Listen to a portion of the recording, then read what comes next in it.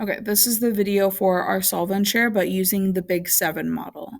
So that's still going to be using our partial quotients to go ahead and solve this. I'm hoping that you have watched the area model video as a review first, because I'm going to just jump in with the problem for this one. So I'm looking at 294 divided by 14. And I'm thinking, what can I multiply 14 by to get to 294? So it's still the same kind of process. I even see that it kind of looks like that area model, like separating the divisor and the dividend. But now it's going to be a little bit different. It's going to organize my subtraction a little bit more.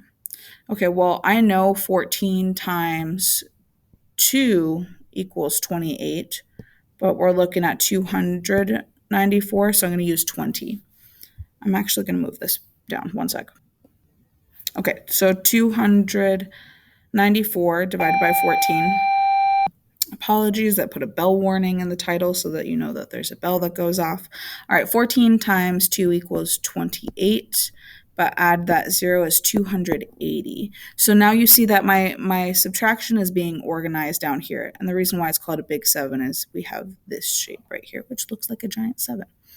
Okay, so multiplying our 14 times 20, and I put my partial quotient on top.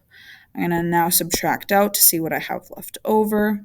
Oh, I just have 14. Well, I know 14 times 1 equals 14, and then I'll prove that I have a remainder of 0, which in other words is no remainder.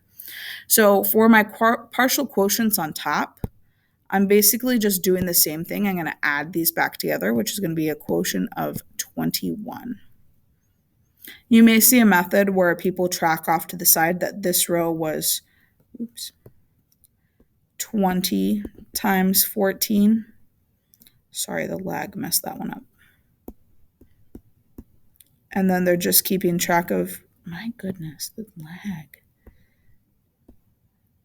20, and then the 14.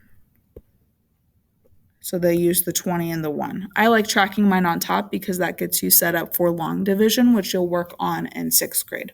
So you can use Big 7 or you can use area model. I would push you to try and use Big 7, but if you're not comfortable with that, that is A-okay.